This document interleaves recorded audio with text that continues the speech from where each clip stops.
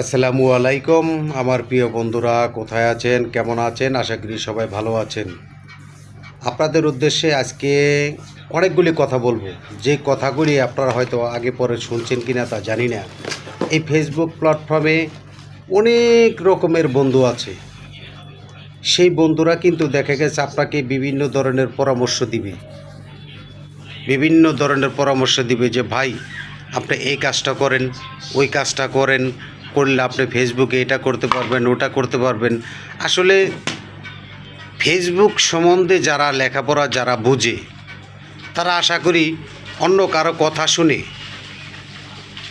Facebook প্ল্যাটফর্মে কাজ করবে বা ভিডিও ছাড়বে, ছবি ছাড়বে, এরকম কিছু আমার মনে হয় প্রয়োজন আছে বলে জানা নেই। কিন্তু দেখা যায় যে আপনার যারা লেখাপড়া জানেন তারা কিন্তু আপনার হইলে ফেসবুকের যে লেখাগুলি আছে সেই লেখাগুলি দেখে তারপরে কিন্তু তারা কাজ করার চেষ্টা করে।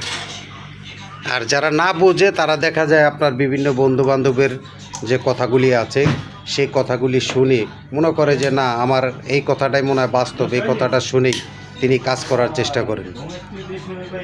তবে আমরা এই ফেসবুক প্ল্যাটফর্মে কাজ করতে হলে অবশ্যই আমার ফেসবুক বন্ধুদের বলবো, বিশেষভাবে নতুন কন্টেন্ট ক্রিয়েটার যারা আছেন, আমি আপনাদের উদ্দেশ্যে বলি, আপনারা সবসময় চেষ্টা করবেন নিজের কণ্ঠে ভিডিও তৈরি করার জন্য। আর বিশেষভাবে ফেসবুকের যত ফাংশনগুলি আছে সেই ফাংশন সম্বন্ধে একটু হলেও জানার চেষ্টা করবেন।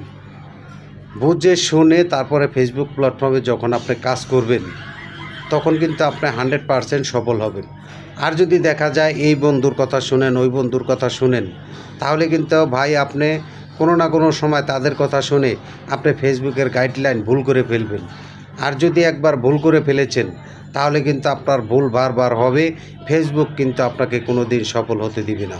এবং ফেসবুকের কথা এবং গাইডলাইন দুইটা জিনিস যদি আপনি মেনে কাজ করেন, ফেসবুক আপনাকে দ্রুত মনিটাইজেশন দিবে এবং দ্রুত আপনার ভিডিও ভাইরাল করে দিবে। এভাবেই কিন্তু আপনার কাজগুলি করে যেতে হবে। আপনি যখন নিজে বুঝবেন তাহলে আপনার আর একটা বন্ধুকে আপনি বুঝাইতে পারবেন। আর যদি দেখা গেছে আপনি নিজেই বুঝেন না, তাহলে আর একটা বন্ধুকে আপনি কীভাবে বোঝাবেন? সেই বোঝানোর তো সক্ষমতা আপনার নেই। তাই আমি আপনাদেরকে বলছি, এই ফেসবুক প্ল্যাটফর্মে কাজ করে একে অপরকে সহযোগিতা করার চেষ্টা করুন এবং ফেসবুকটাকে সুন্দর একটি পরিবার গড়ে তোলার চেষ্টা করবেন।